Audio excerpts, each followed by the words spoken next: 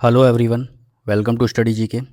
जैसा कि आपको पता होगा पॉलिटी की मैराथन चल रही है। ठीक है, ये आज इसकी दूसरी क्लास है। इससे पहली क्लास में हम लोगों ने मेकिंग ऑफ कॉन्स्टिट्यूशन देखा था, संविधान का निर्माण।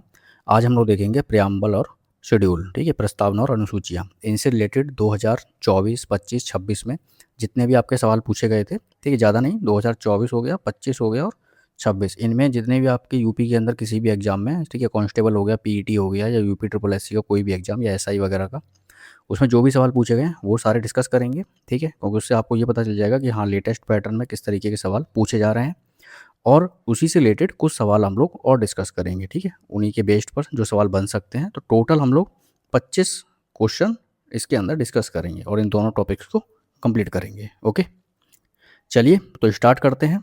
देखते हैं पहला सवाल। तो ये रहा पहला सवाल। भारतीय संविधान की शुरुआत किससे होती है?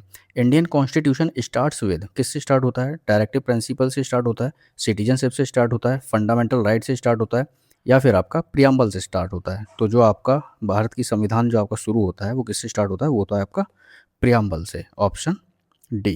ठीक है, अगला सवाल देखते हैं। भारतीय संविधान की प्रस्तावना का क्या महत्व है? What is the significance of the preamble of the Indian constitution? देखो, ये यूपी पुलिस में पूछा गया था सवाल है। ठीक है, 14 मार्च को जो आपका पेपर हुआ है 2026 में, ठीक है, उसमें ये सवाल पूछा गया है। ठीक, तो बताइए क्या है इसका आंसर। यह उन आदर्शों और सिद्धांतों का उल्लेख करती है जिन्हें संविधान प्राप्त करना चाहता है। बी है, यह नागरिकों के मौलिक कर्तव्यों को निर्दिष्ट करती है। यह संवैधानिक संशोधनों की प्रक्रिया को स्पष्ट करती है। या फिर डी है आपका, यह न्यायपालिका की संरचना को परिभाषित करती है। तो बताइए भैया इसका आंसर क्या हो जाएगा? इसका आंसर होगा ए, यह उन आदर्शों और सिद्धांतों का उल्लेख करती है जिन्हें संविधान प्राप्त करना चाहता है। It states the ideas and principles the constitution aims to achieve, जो संविधान प्राप्त करना चाहता है उनको उल्लेख करती है उन सिद्धांतों का। ठीक है, तो इसका आंसर हो जाएगा ऑप्शन ए। ठीक है, अगला देखते हैं। क्वेश्चन नंबर 3, भारतीय संविधान की किस अनुसूची में अनुसूचित क्षेत्रों और अनुसूचित जनजातियों के प्रशासन और नियंत्रण के संबंध में प्रावधान है? ठीक है, ये सवाल भी देखो यूपी कांस्टेबल, सॉरी, ये सवाल भी आपका यूपी पुलिस कांस्टेबल में आया हुआ है, री एग्जाम जो हुआ था आपका, ठीक है, 2024 का। ठीक है, हाँ, तो हमें बताना है क्या, which schedule of the Indian constitution contains provision regarding the administration and control scheduled areas and scheduled tribes? ठीक है, बताओ भैया किस में आता है ये? फोर्थ शेड्यूल में आता है आपका, फिफ्थ शेड्यूल में आता है आपका, सिक्स्थ शेड्यूल में आता है आपका, या फिर ये आता है आपका सेवन्थ शेड्यूल में? तो ये आता है आपका किस में? ये आता है आपका फिफ्थ शेड्यूल में। ठीक, ऑप्शन 20 का आंसर हो जाएगा। अब देखो इसमें क्या होता है ना, ये होते हैं आपके दो चीज़ें हैं इसके अंदर, एक आपका फिफ्थ शेड्यूल है, एक आपका सिक्स्थ शेड्यूल है। तो फिफ्थ शेड्यूल में जो चीज़ें आती हैं आपकी, वो है शेड्यूल्ड एरियाज। ठीक है, और जो सिक्स शेड्यूल के अंदर आते हैं वो आते हैं आपके ट्राइबल एरियाज। देखो मैं इसको बताता हूँ, एक आपका फिफ्थ है, एक आपका सिक्स्थ है। इसके अंदर आता है आपका शेड्यूल एरिया, ठीक है, और आपका सिक्स्थ में आता है अदर शेड्यूल्ड एरिया, जिसके अंदर ट्राइबल एरियाज आते हैं। ठीक है, इसके अंदर आपका ट्राइबल एरियाज आता है। ठीक, फिफ्थ शेड्यूल में क्या होता है, फिफ्थ शेड्यूल के अंदर ट्राइबल कमेटी एक एडवाइजरी बनाई जाती है। ठीक है, जिसको हम लोग ट्राइबल कमेटी एडवाइजरी बोलते हैं। यहाँ लिख देता हूँ, इसके अंदर होती है ट्राइबल कमेटी एडवाइजरी। ठीक है, ये क्या काम करती है? ये सारा का सारा काम जो वहाँ के गवर्नर होते हैं उनसे मिल करके ये सारा काम करती है उस एरिया के लिए। ठीक है, मतलब ये पूरे राज्य में नहीं होती है, कुछ एरिया में होती है। टोटल 10 स्टेट हैं हमारे इंडिया के अंदर, जिनके कुछ एरिया में शेड्यूल्ड एरिया जो है लगा हुआ है, जहाँ पर एक ये ट्राइबल कमेटी एडवाइजरी बनाई गई है, जो कि राज्यपाल के कहने पर वहाँ पर सारे चीज़ों को देखती है, मैनेज करती है। ठीक है, सिक्स्थ शेड्यूल होता है जो है, इसके अंदर चीज़ होती है ADC। ठीक है, autonomous district council, ADC, autonomous district council. ठीक है, इसका क्या काम होता है? ये होती है बहुत पावरफुल। ठीक है, ये पावरफुल कैसे होती है? इसके अंदर क्या होता है ADC में, सिक्स शेड्यूल के अंदर में, कि जो वहाँ की जुडिशरी है, जो वहाँ का एग्जीक्यूटिव है, जो वहाँ का लेजिस्लेचर है, वो सारा का सारा इन्हीं के अंदर में रहता है। यही अपना कंट्रोल करते हैं, सरकार से कोई मतलब नहीं है। यहाँ कोई ऐसा नहीं है कि कोई गवर्नर वगैरह है या उससे हमें कंसल्ट करना है तब जाकर के हम चीज़ों को करेंगे। सारी की सारी चीज़ें इन्हीं के अंदर होती हैं। इनका खुद का लेजिस्लेटिव होता है, खुद की जुडिशरी होती है, खुद की पावर होती है। वहाँ किन चीज़ों पे क्या टैक्स वगैरह लगाना है, वो सब कुछ इन्हीं का होता है। ठीक, तो अभी आपने देखा होगा रिसेंटली जो आपका जो सोनम वांगचू हैं, वो अभी लद्दाख में प्रोटेस्ट वगैरह चल रहा था, तो वहाँ पर वो लोग मतलब कह रहे हैं कि हमें 6th शेड्यूल में शिफ्ट कर दो, हमें 6th शेड्यूल के अंदर डाल दो, ठीक है। लेकिन गवर्नमेंट तैयार है कि हम आपको 5th शेड्यूल में डाल देते हैं। क्यों? क्योंकि 5th शेड्यूल में अगर वो डालेंगे तो वो थोड़ा-सा गवर्नमेंट के अंडर में भी रहेंगे। लेकिन 6th शेड्यूल में अगर उन्होंने डाल दिया तो वो जितनी भी उसका जो एरिया है वो सारा का सारा एडीसी, ठीक है, ऑटोनॉमस डिस्ट्रिक्ट काउंसिल, इसके अंडर में रहेगा। ये उनका खुद का अपना सिस्टम है, ठीक है। इसके अंदर जुडिशियल, एग्जीक्यूटिव और जितनी भी वहाँ की पावर है लेजिस्लेटिव, सब इनके अंडर में रहती है, ठीक है। इसी चीज़ पर विवाद चल रहा है। और 6th शेड्यूल के अंदर आप याद रखिएगा टोटल 4 स्टेट आते हैं आपके, ठीक है। टोटल आपके जो है इसके अंदर 4 स्टेट आते हैं, ठीक है। एक तो आपका आसाम आता है, एक आपका मेघालय आता है, एक आपका त्रिपुरा आता है और आपका एक आता है मिजोरम, ठीक है। ये आपके 4 आते हैं, ठीक है, ठीक है। इसको याद रखिएगा, ठीक है। जो भी था मैंने इसमें डिटेल में आपको एक्सप्लेन कर दिया ये, ठीक। ये 5th शेड्यूल में आता है क्योंकि इन्होंने शेड्यूल्ड के बारे में पूछा था, शेड्यूल्ड एरिया के बारे में, ठीक है। और जो ट्राइब्स वाला होता है वो आपका 6th शेड्यूल के अंदर आता है, ठीक है। उसके अंदर 4 ही आते हैं और इसके अंदर 5th शेड्यूल के अंदर जो आते हैं वो आपके 5 राज्य आते हैं, ठीक। सॉरी 10 आते हैं, 10 राज्य, ठीक है। और ये पूरा एरिया नहीं है, पूरा राज्य में नहीं लगता, ठीक है। वहाँ के कुछ मतलब जो स्पेशल एरिया होता है, जैसे ट्राइबल्स एरिया वगैरह है, ठीक है, आपका वहाँ का शेड्यूल्स एरिया उन जगहों पे होता है, ये पूरे में नहीं है, ठीक है। और जैसे ये 6th शेड्यूल जो है आपका क्या नाम है 4 राज्यों में है, तो पूरे के पूरे 4 राज्यों में नहीं है, ठीक है, वहाँ कुछ जगहों पर है, ठीक। चलिए अगला देखते हैं क्वेश्चन नंबर 4। निम्नलिखित में से कौन सी भाषा भारतीय संविधान की 8वीं अनुसूची में शामिल नहीं है? बताओ भैया कौन सी शामिल नहीं है? संस्कृत है, इंग्लिश है, तमिल है या फिर आपकी उर्दू है? तो इनमें से कौन सी शामिल नहीं है? तो सभी को पता होगा, इसका आंसर है ऑप्शन बी, ठीक है। इंग्लिश इसमें शामिल नहीं है, ठीक है। ये शेड्यूल 8 के अंदर आता है, ठीक है। शेड्यूल 8 में ऑफिशियल लैंग्वेज जो आती हैं और ओरिजिनली इसके अंदर 14 लैंग्वेज थी और अभी रिसेंटली इसके अंदर 22 हैं, ठीक है। रिसेंटली 22 भाषाएं हैं, ठीक है। आगे देखते हैं क्वेश्चन नंबर 5। भारत के संविधान के अनुसार साइबर अपराध राज्य के विषयों के अंतर्गत आते हैं, यह किस अनुसूची से संबंधित हैं? ठीक है, जो आपके साइबर क्राइम्स वगैरह होते हैं वो किसके अंडर आते हैं?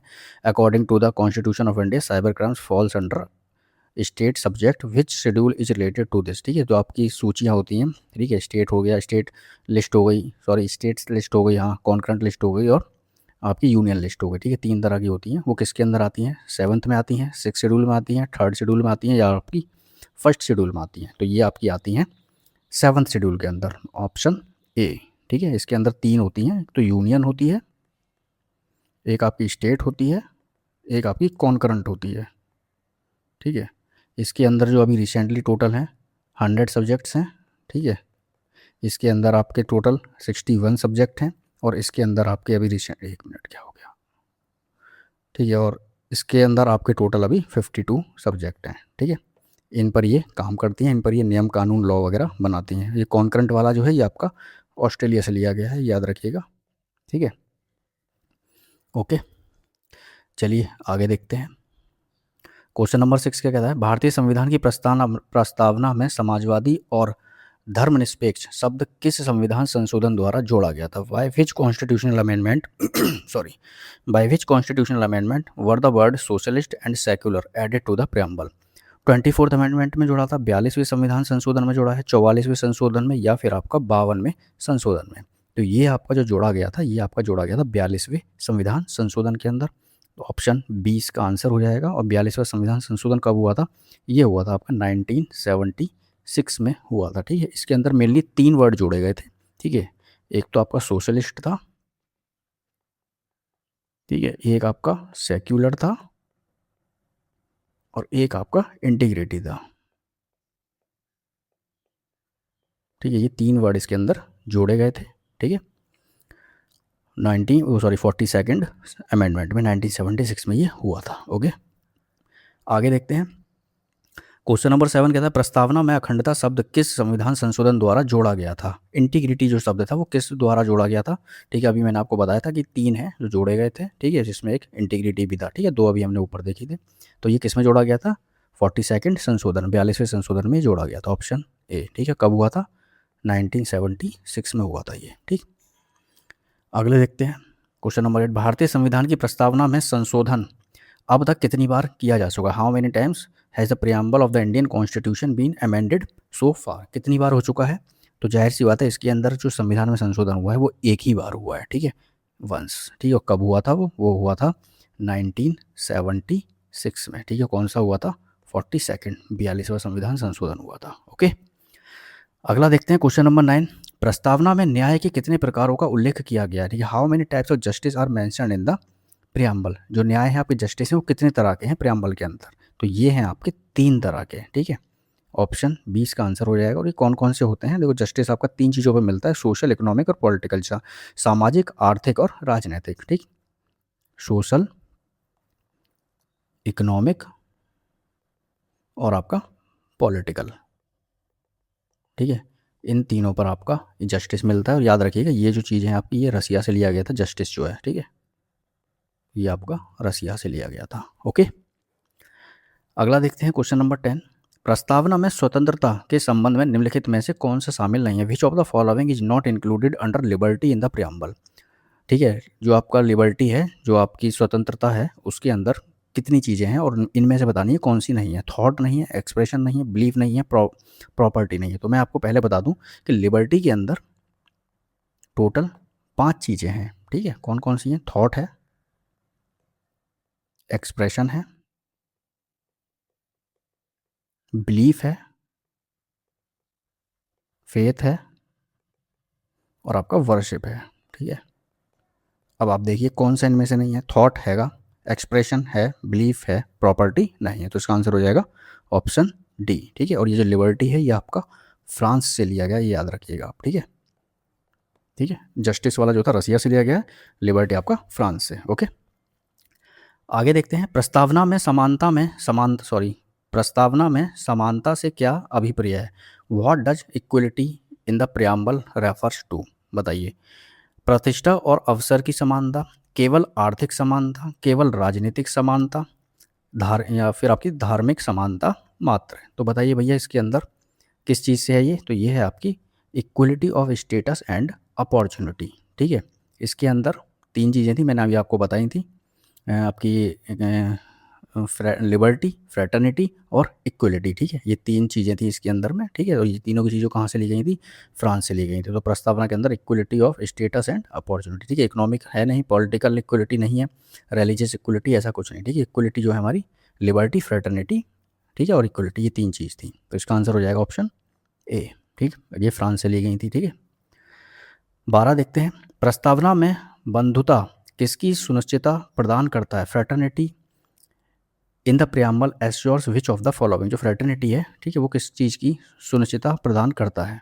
केवल आर्थिक समानता की, व्यक्ति की गरिमा तथा राष्ट्र की एकता और अखंडता, केवल धार्मिक स्वतंत्रता या केवल राजनीतिक न्याय। तो जो आपका फ्रेटर्निटी होता है ना, इसका मतलब क्या होता है? इसका मतलब होता है आपका भाईचारा, ठीक है। इसका मतलब होता है आपका भाईचारा, ठीक है। तो भाईचारे से व्यक्ति की गरिमा तथा राष्ट्र की एकता और अखंडता। ऑप्शन बी इसका आंसर हो जाएगा, dignity of the individual and unity and integrity of the nation, ठीक है। ऑप्शन बी इसका आंसर हो जाएगा। अगला देखते हैं क्वेश्चन नंबर 13। प्रस्तावना के अनुसार भारतीय संविधान की सत्ता का स्रोत कौन है? ठीक है, according to the preamble the source of authority of the constitution is. जो आपकी भारतीय की सत्ता है, जो आपकी सरकार है, उसका मेन स्रोत क्या है? पार्लियामेंट है, प्रेसिडेंट है, पीपल ऑफ इंडिया है, या आपका सुप्रीम कोर्ट है? तो भैया जाहिर सी बात है, जो हम लोग हैं, जो जनता है देश की, वही इनका मेन स्रोत है। हम ही लोग इनको बनाते हैं, ठीक। तो मेन जो इनका स्रोत है वो कौन है? भारत के लोग। ऑप्शन ए, ठीक। अगला देखते हैं। भारत ये सॉरी हम भारत के लोग शब्दावली प्रस्तावना में किस सिद्धांत को दर्शाती है? The word we the people of India, ठीक है, ये लिखा हुआ है प्रियम्बल के अंदर। We the people of India in the preamble indicate which principle, ठीक है, वो किस चीज़ को दर्शाती है? तो बताओ भैया, वो किस चीज़ को दर्शाती है? पॉपुलर सोवर्निटी को, जुडिशियल सुपरमेसी को, पार्लियामेंट सुपरमेसी को, या फिर आपका फेडरल सुपरमेसी को? तो बताइए भैया, ये आपकी किसको दर्शाती है? ये आपकी दर्शाती है लोकप्रिय प्रभुत्ता, प्रभुसत्ता, ठीक है। पॉपुलर सोवर्निटी को ये दर्शाती है। इसका आंसर हो जाएगा ऑप्शन ए, ठीक है। ठीक है, क्योंकि राज्य की जो क्या नाम है, शक्ति होती है, जो वो किसके पास है? वो जनता के पास होती है, ठीक है। तो ये हमारा ए हो जाएगा, पीपल ऑफ इंडिया, ठीक है। ऑप्शन ए, सॉवर्निटी, ठीक है। इसका मतलब ये होता है राज्य की अंतिम शक्ति जनता के पास होती है। ओके, क्वेश्चन नंबर 15 देखते हैं 15। भारतीय संविधान की 7वीं अनुसूची में कितनी सूचियां हैं? How many lists are content in the 7th schedule of the constitution. तो मैंने ऊपर भी आपको इसके बारे में बता चुका है। तो कितनी है इसके अंदर? टोटल है इसके अंदर 3। ठीक है, कौन कौन सी थी वो? एक आपकी यूनियन लिस्ट है, एक आपकी कॉन्करेंट लिस्ट है और एक आपकी स्टेट लिस्ट है। ठीक है, 3 लिस्ट थी। यूनियन के अंदर आपके 100 सब्जेक्ट आते हैं, स्टेट के अंदर 61 थे और कॉन्करेंट के अंदर 52 थे। ठीक, और इसके अंदर एक चीज़ और आप याद कर लीजिएगा, इसमें ना मतलब यूनियन, ठीक है, स्टेट और कॉन्करेंट, ठीक है, इसके अंदर पहले तो मतलब 100 थे। ठीक है, नाउ अभी तो मतलब इसमें सॉरी अभी इसमें 100 हैं और इसमें स्टेट वाले में आपके 61 थे और कॉन्करेंट वाले में 52। ठीक है, 61 है। ठीक है, और पहले इनिशियली कितने थे इसमें? इनिशियली अगर आपसे पूछता है तो 97 थे इसमें, स्टेट में 66 थे और कॉन्करेंट में 47 थे। ठीक है, कॉन्करेंट जो ऑस्ट्रेलिया से लिया गया था। ठीक, इसको याद रख लीजिएगा। ये वाले जो 5 थे ना, इसमें ये 5 कम कर दिए थे, इसमें इसमें सॉरी इस वाले में स्टेट वाले में 5 कम हुए थे, ये इसमें जा करके ऐड कर दिए थे। ठीक है, ये हुआ था क्योंकि इसमें पहले 66 थे फिर 61 हो गए। ठीक है, चलिए अगला देखते हैं क्वेश्चन नंबर 16। निम्नलिखित में से कौन सी सूची 7वीं अनुसूची का हिस्सा नहीं है? बताओ भैया इनमें से कौन सी नहीं है? अभी बताया union list, state list, concurrent list या लोकल लिस्ट। तो जाहिर सी बात है ऑप्शन डी इसका आंसर हो जाएगा, लोकल लिस्ट। इसको हम लोग देख चुके हैं ऊपर। अगला देखते हैं क्वेश्चन नंबर 17। भारतीय संविधान की 8वीं अनुसूची मुख्यतः किसके संबंध में है? जो आपकी 8वीं अनुसूची है, जो आपका 8th शेड्यूल है, वो किससे रिलेटेड है?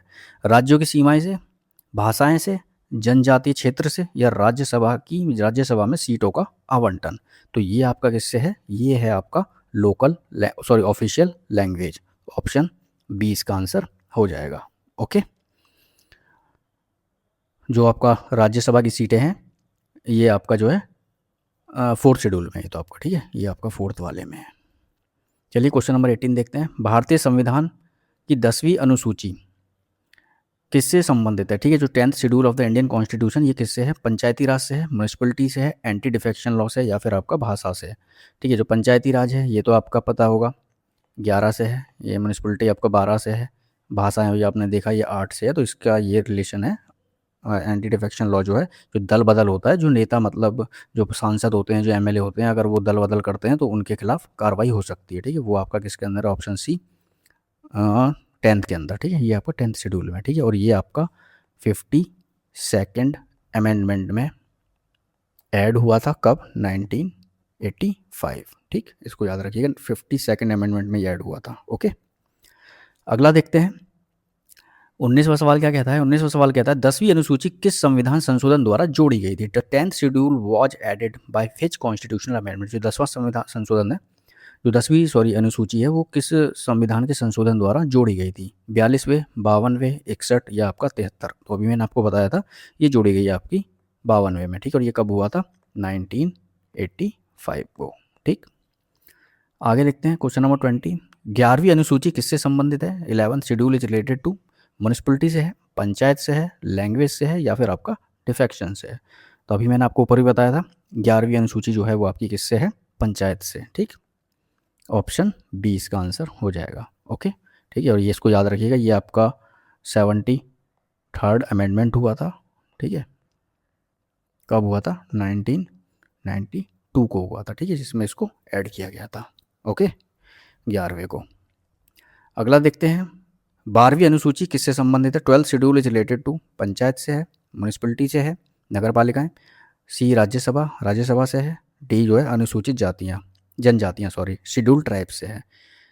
तो बताइए किससे रिलेटेड है? जो 12वां शेड्यूल है आपका, वो है आपका म्यूनिसिपलिटी से रिलेटेड। ठीक है, और ये आपका जो था अमेंडमेंट हुआ था 74th, कब हुआ था? 1992 में। ठीक, संशोधन हुआ था 74वां, उसके अकॉर्डिंग इसको जोड़ा गया था 1992 में। ओके, पंचायत वाला भी तभी हुआ था, उसके कुछ दिनों बाद फिर ये वाला भी हो गया था। ठीक है, अगला देखते हैं 11वीं अनुसूची को संविधान में किस संशोधन द्वारा जोड़ा गया है? ठीक है, बताओ भैया 11वीं सूची जो थी वो कौन से संशोधन के द्वारा संविधान के अंदर जोड़ी गई थी?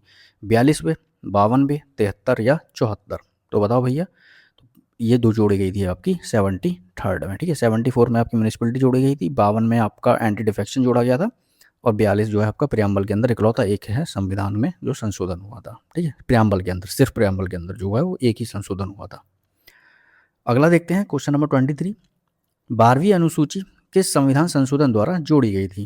12th schedule was added by which constitution amendment? जो 12वां शेड्यूल है आपका, जो आपका म्यूनिसिपैलिटी है, वो आपका किस अमेंडमेंट से जोड़ा गया था? 73वें से, 74वें से, 86वें से, या फिर आपका 91वें से? तो ये मैंने अभी आपको बताया, ये आपका जोड़ा गया 74th में। ठीक, ये सारी चीज़ें अभी हमने डिस्कस कर ली थी, ऊपर ही मैंने थोड़ा डिटेल में बता दिया ना सबके बारे में थोड़ा थोड़ा। देखो मतलब जितना भी है सारा का सारा हम लोग इसी तरीके से कवर करेंगे पूरी पॉलिटी को, ठीक है, जिससे आगे प्रैक्टिस भी हो जाएगी और आपका रिवीजन भी अच्छा हो जाएगा। ठीक है, ये नहीं है कि खाली मैंने क्वेश्चन करवा दिए जल्दी जल्दी। ठीक है, जो जो चीज़ें उसमें बताने लायक होंगी उनको भी मैं एक्सप्लेन कर दूंगा। ओके, और इसी तरीके से हम लोग पूरी पॉलिटी करेंगे। जो बड़ा चैप्टर होगा उसके अंदर हम लोग ज़्यादा क्वेश्चन देखेंगे, पार्ट वाइज देख लेंगे। ठीक, ऐसा नहीं है जब पार्लियामेंट आएगा, पार्लियामेंट बहुत बड़ा टॉपिक है। ठीक है, तो उसके अंदर हम लोग पार्ट वाइज देखेंगे। ठीक है, 25 क्वेश्चन करके ही देखेंगे, पार्ट वाइज देखेंगे, 3 पार्ट में, 4 पार्ट में। ठीक है, जितने बन जाएंगे उसके अंदर। ठीक है, और ज़्यादा पुराने क्वेश्चंस नहीं देखेंगे, खाली अभी रिसेंटली की जो आए 24, 25, 26 में। ठीक है, उससे आपको ये पता चल जाएगा कि हाँ पेपर का लेवल अभी रिसेंटली क्या चल रहा है। ठीक, चलिए अगला क्वेश्चन देखते हैं, क्वेश्चन नंबर 24। 5वीं और 6ठी अनुसूची में मुख्य अंतर क्या है? What is the main difference between the 5th and 6th schedule? ये मैं ऊपर आपको बता भी चुका था। ठीक है, जो आपकी 5वीं अनुसूची थी वो आपकी है शेड्यूल्ड एरिया से रिलेटेड है, और जो 6th वाली है वो ट्राइबल एरिया से रिलेटेड है। ठीक है, 5वीं अनुसूची के अंदर जो था आपका वो ट्राइबल एडवाइजरी कमेटी थी, TAC, और 6th वाले में था ADC। ठीक है, ऑटोनॉमस डिस्ट्रिक्ट काउंसिल, जो कि खुद की इनकी अपनी लेजिस्लेचर होती है, जुडिशियल और एग्जीक्यूटिव पावर होती है ADC के अंदर, 6th शेड्यूल के अंदर। ठीक है, जो आपके सोनम वांगचू जी हैं वो इसी चीज़ की डिमांड कर रहे थे कि हमें 6th शेड्यूल के अंदर ऐड कर दीजिए। और 6th शेड्यूल के अंदर टोटल 4 ही राज्य आते हैं।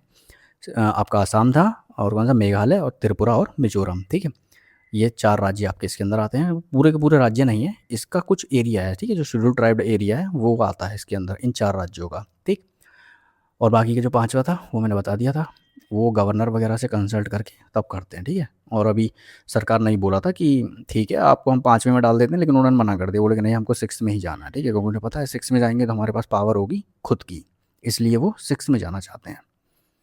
ठीक है, तो बताइए इसका आंसर। 5वीं अनुसूची अनुसूचित क्षेत्रों से तथा 6ठी अनुसूची अनुसूची पूर्वोत्तर के जनजातीय क्षेत्रों से संबंधित है।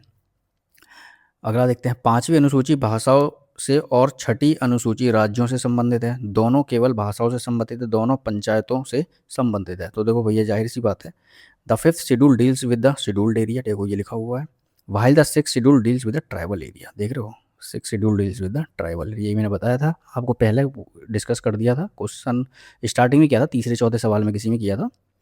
ठीक है, तो इसका आंसर हो जाएगा ऑप्शन ए। ठीक है, जो आपका शेड्यूल एरिया से है और ये आपका शेड्यूल ट्राइब से है, ट्राइबल एरिया से। ओके, चलिए अगला सवाल देखते हैं, और ये हमारा आखिरी सवाल होगा। निम्नलिखित में से कौन सा युग्म सही सुमेलित है? Which of the following pair is correctly matched? बताओ भैया कौन सा इसमें करेक्टली मैच्ड है? 8वीं अनुसूची में क्या कहता है? वो कहता है दल बदल विरोधी कानून है, जबकि 8वीं के अंदर क्या है? 8वीं के अंदर तो ऑफिशियल लैंग्वेज है, गलत है ये।